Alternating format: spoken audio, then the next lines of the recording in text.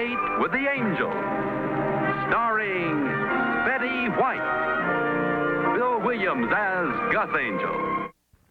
The time, 5 months after Vicki and Gus Angel were married. The main character, one stork. The plot, rockabye boo-boo.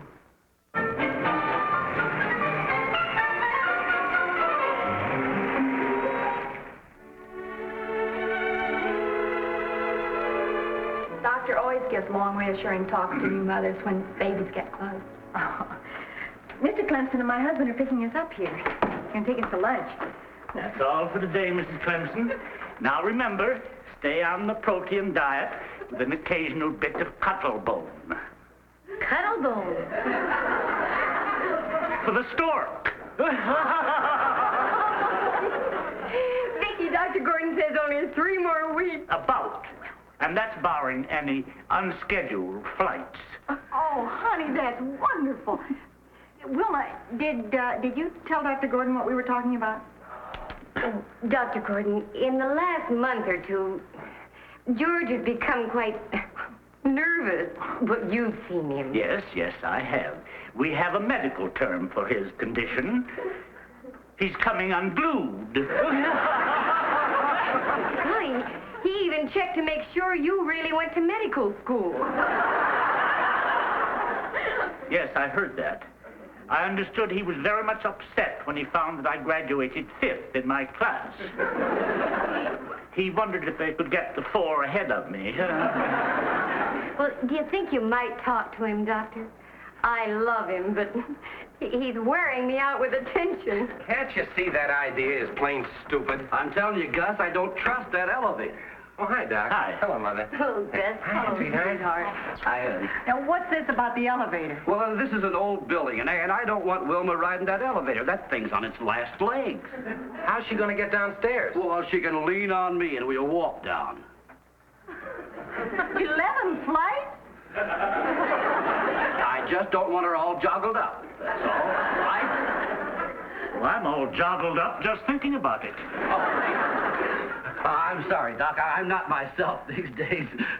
Doc, I didn't mean that, and I forgot my manners completely. It's good to see you, Doc. Good to see you. Hi, Vicki. Hi, Gus. Nice to see you again. George, Dr. Gordon says George Jr. will be here in about 3 weeks. Catch him. Well, that's all the more reason to be careful. We got to find a doctor. Oh. I'm sorry, Doc. I didn't mean that. You know that. It's not that I don't trust you. Oh, I know. It's just that you don't have a doctor friend, do you? You see, I thought maybe that both of you... Mr. Clemson, I have a little booklet I want you to take home and read. It's called What to Expect of the Expectant Father. Now, come along. Boy, he's a mess. I guess waiting 14 years for your first child gives you a right to be. But this is the worst I've ever seen him. Oh, you should see him at home. Dr. Gordon will simmer him down for now, and you let us do the worrying. All right. Gus, we've got to do something. Well, maybe we can think of something down at the office. All the boys do is talk about the baby anyway. You'll find some excellent advice in there for the first-time father. Thoughtful consideration should be the keynote, with no heavy-handed efforts at being helpful where help is neither needed nor wanted. Now, that makes sense. Honey, you shouldn't be lifting heavy things. Doc, if she doesn't take care of herself, I'm going to. So long, Doc. See you later. Come on, honey, let's go. Thank you, Dr. Easy now. Gordon. Come on, honey. Walk down all those flights. It'll be easy. She's not safe for him. Come on. Oh, 11 flights is a long way. And remember, Mr. Clemson, we've never lost a father yet. But I'd be willing to try. I tell you, women just don't realize what a father goes through. First he's happy, and he's miserable, and he doesn't trust anybody, and finally he just becomes numb. Like that? Like that. If I had it to do over again, I'd take the diaper service. Wilma's mother's going to be here for a week or so. She can do that. You just can't let that grandmother thing get out of hand. I'll buy that, Carl. Those grandmas are murder. When I had my baby, Eve's little tiny mother turned up and turned into a regular Julius Caesar. Oh, how about when your own mother shows up? Oh. The two mothers team up with your wife, and the three of them throw you out of the house. Sounds like the easiest thing is having the baby. Just don't ever say it's easy, Gus.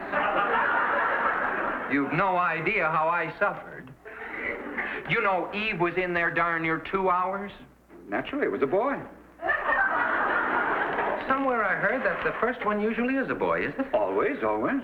What do you mean, always? Just what I said, always. Well, how can you say always? Well, you read any medical 50% of people are girls, aren't Any they? medical journal will tell you fellas, that the always. I'm not going through with it.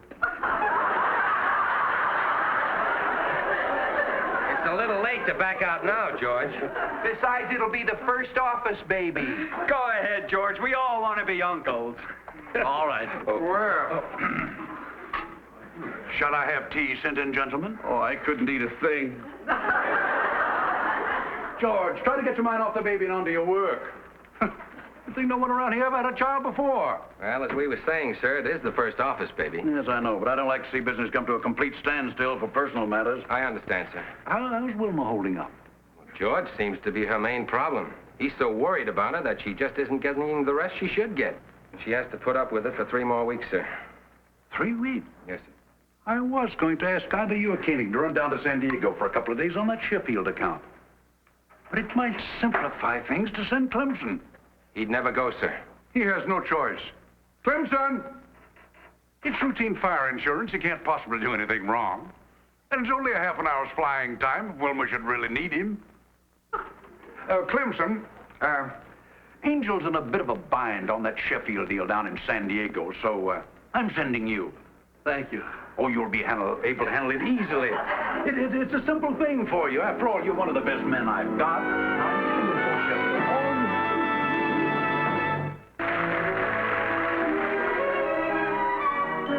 I'm doing everything Vicki tells me. How's San Diego? I'm sure it'll be a boy. Honey, if I didn't like the name George, I never would have married you. Well, take the pills Dr. Gordon gave you. George, honey, we have 4 numbers where we can reach you. Bye. You're still pretty excited. Well, men are supposed to get excited at a time like this. I think it's sweet of him to call so often. 9 times in 24 hours? Oh, I just hope he calms down after George Jr. comes. Well, if he doesn't, just give him the baby and let him walk the floor. Good idea. Thanks, Aunt. Oh, Vicki, I'm so glad somebody's come.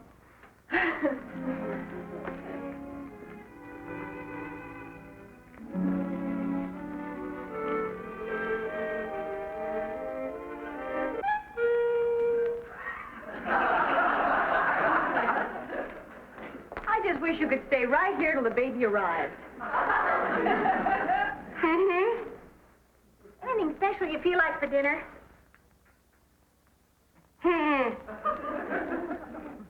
Dr. Gordon said you needed plenty of protein and lots of quiet.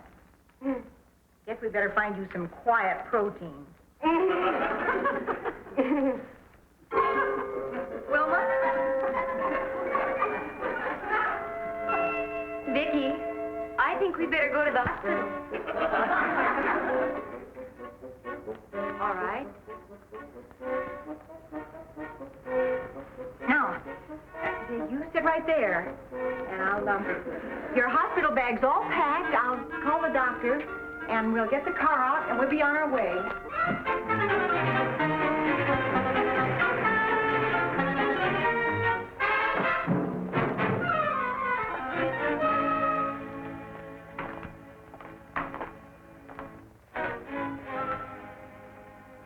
Vicki, before we left the house, did you call? Honey, I let them know we were coming. Now, don't worry. Well, no, I didn't mean to.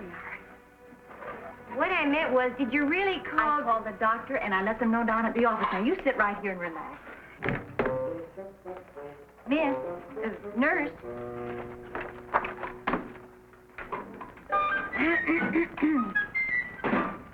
Now then, I called about 20 minutes ago, Mrs. Clemson. name? Clemson. Oh, Wilma Clemson.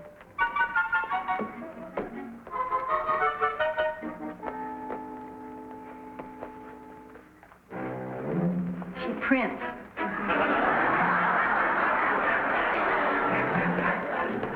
E or O? Beg your pardon? Clemson. Is it spelled with an E or an O?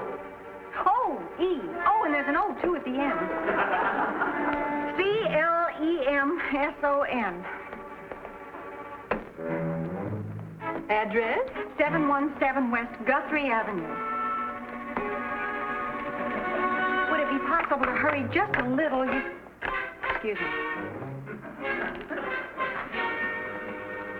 Now, who's the doctor, please? Franklin P. Gordon. Why, Dr. Gordon is an obstetrician. Well, yes. We're going to have a baby any minute. Oh, well, you didn't tell me it was a maternity case. Oh, maternity cases have to be registered on the blue card. Name? Wilma Clemson. A-N-G-E. You had it all down on this card. Let's be calm, shall we? It's so important. Now then, father's name? George Clemson. Spelled the same way. And that address was, he's in San Diego. Oh, George. The address, please. Wilma. Oh, 717 West Guthrie Avenue. Are you all right, sweetie? I'm fine. Doctor? No, I'm fine. This is Mrs. Clemson and a friend, Miss Weissman. How do you do? 112 hasn't rung the buzzer for 10 minutes. Well, that's a record for him, isn't it? Buzzer's broken. 125 checked out and left a box of candy for us. Oh, that's nice of her. Are you all right, Wilma? Oh, she's fine. Oh. Come with me, Mrs. Clemson. Well, Vicki? Goodbye.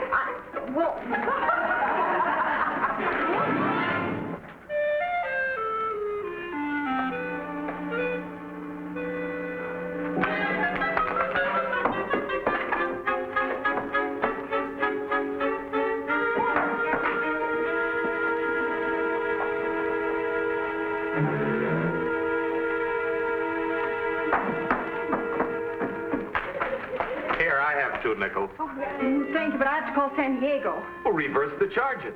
Of course. Well, Oh, please.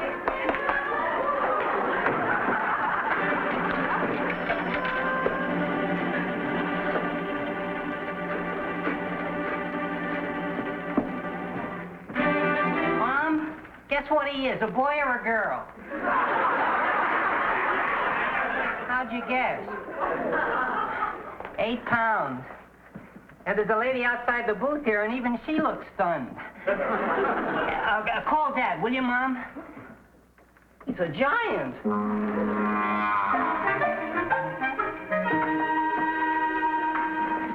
Is the baby born yet? I mean, did Mrs. Clemson get here all right? And now then, What? whom did you wish to see? Mrs. Clemson. She's having one of your babies. Maternity to the left. Thanks.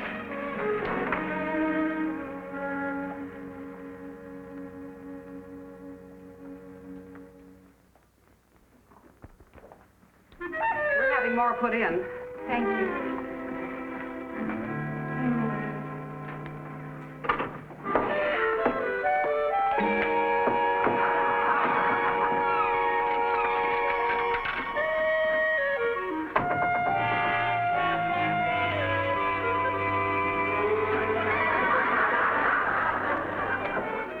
there's a phone booth across the street if you're in a hurry. This one's a father for the first time. He's calling people who don't even know he's married. But Mr. Clemson's in San Diego. He'll make it. I have 9 kids, and when they called me for the 7th, I was in Phoenix. Got here in time to read Gone with the Wind. But I didn't call Mr. Clemson at all. Excuse me. If Mrs. Clemson needs me, I'll be across the street. That'll be fine.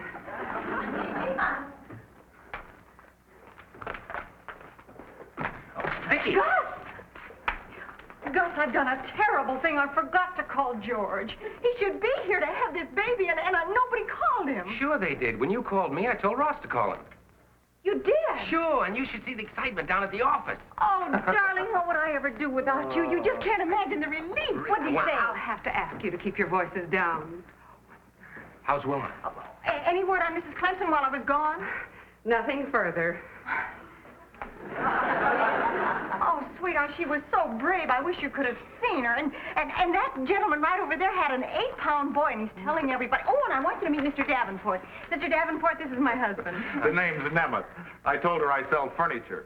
I'm sorry, Mr. Nemeth. Mr. Nemeth's been so kind. He lent me money for the phone, and he's sure George is going to get here in time. And he's the father of 9 children, and... 9? Going on 10. And as long as you've told George, there's nothing to worry about. Except Wilma.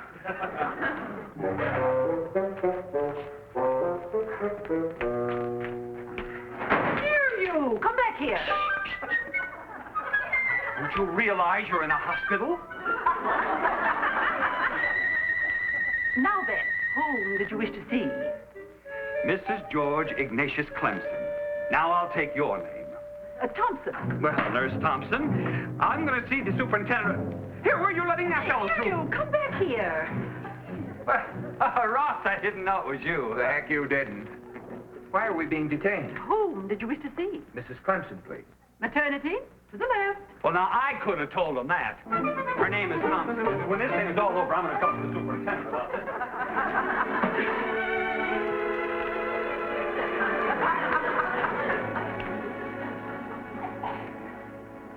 Yes, I tell you, I'm perfectly all right. And tell them to stop looking at me. Come on, honey, let's get some more water, huh? Come on. Add a girl. The walk will do you good. I don't want any more A water. little bit more. If Vicki knew how they ran these hospitals, she'd stop worrying. How do you mean? Well, we've been here for over an hour, and I guarantee you that baby was born 20 minutes ago. Who told you that? Well, it stands to reason, Vicki. Look, Wilma isn't the only patient here. And they can't come charging out here and tell us every time a new baby is born. Oh, sure. They save them up till they have a nice big fat batch. Then they announce them all at once. Well, Dr. Gordon would let us know right away, wouldn't he? Well, it's been my experience. They notify you as quickly as possible. ha! What does he know? Carl, don't start making up stories just to try to make me feel good. Now, Vicki, I've studied this whole thing in medical journals, and I I'll know... have to ask you to keep your voices down. But just the same, Vicki, I can tell you with some authority, because I've had 2 children. It can't be much longer. An hour's a long time. That's good to know. Thank you, Ross. Mm-hmm. Feel better, sweetheart? I can't imagine. Bernadette. Oh, Dr. Gordon. Will you be here soon? He isn't even here? Dr. James said Mrs. Clemson will be ready for you shortly. Fine, Doctor. Mrs. Clemson's doing nicely. The doctor will be here in plenty of time. Good. Now, just don't you worry.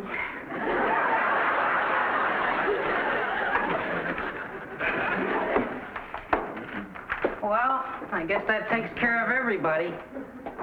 My old scoutmaster really took it big. How did your wife's parents take it? Oh, my gosh.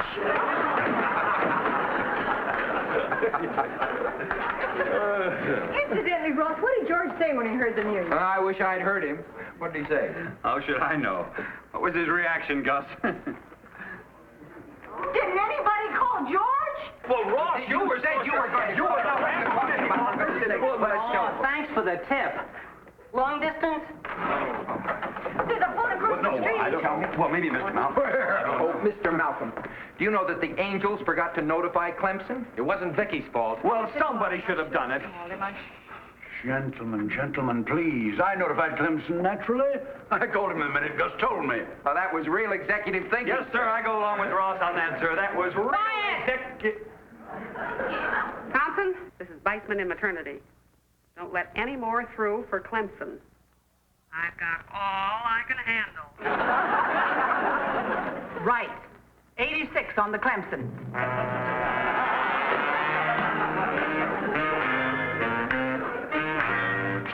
Just a minute. It's all right. I'm the fellow you're expecting. And now then, whom did you wish to see? Wilma. Wilma who? No, Wilma Clemson. Oh, Clemson. Wait right over there, please.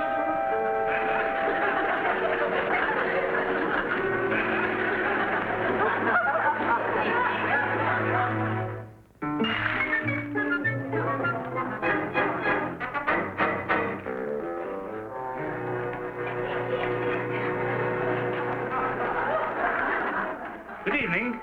Good evening, Nurse Thompson. Well, now, Doctor. Clemson, what are you doing in here? Well, how do I know? Mr. Clemson, this is the father? One look should have told you. Come along.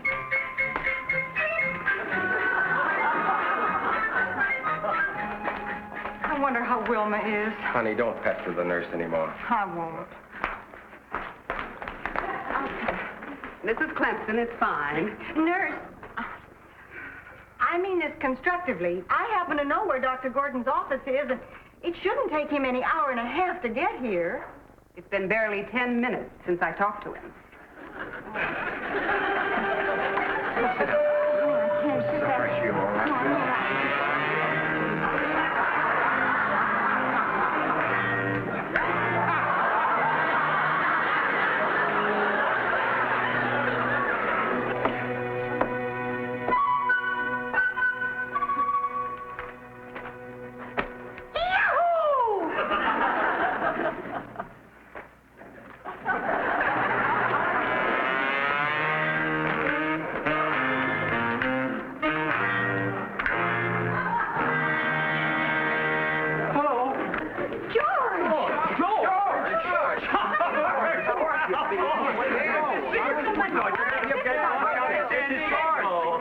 Where did you get here, boy? How's Wilma? Oh, she's just fine. I am a little bit worried about Dr. Gordon. Oh, but... me too. I came in with him a while ago, and he looks a little peaked. Oh, nurse, is Dr. Gordon here? The doctor has been here for quite a while. Why, there, you see, boy? She's gonna love these flowers. Wait just a minute. We have just welcomed 2 beautiful twin girls into the world. Oh. Now, George. Congratulations, Settle. Thank you. Wait a minute. Could I see Mrs. Nemeth now? Come with me. We'll see. Come on now, Vicki. This won't get you anywhere. I've had a lot of experience of falling apart lately, I know. That's right. Besides, the twins belong to the other fella. And look how calmly he took it. Mr. Clemson, your wife has just presented you with a fine 7-pound boy. Both she and the child are doing splendidly. You'll be able to see them in just a little while. Thank you. When I read that book, I told myself I'd not be a typical father. Now, if one of you guys will take each arm and hold me up, I won't fall on the floor. I don't want anybody to be able to tell that kid in there that his father fell on the floor when he was born. You got a boy. Give us a cigar. Congratulations. Honey? Oh, sweetie, I'll never be able to go through this. Oh, yes, you will. Someday.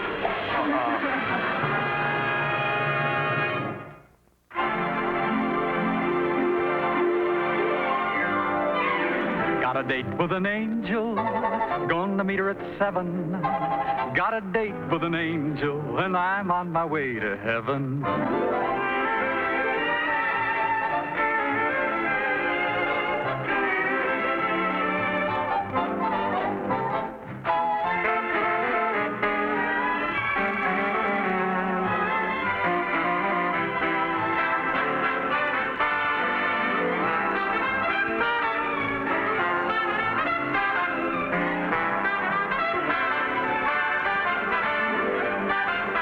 Ladies and gentlemen, your Plymouth dealer invites you to watch the Lawrence Welk program Top Tunes, and you tell it on the same network. And the dramatic show Climax every week on another network.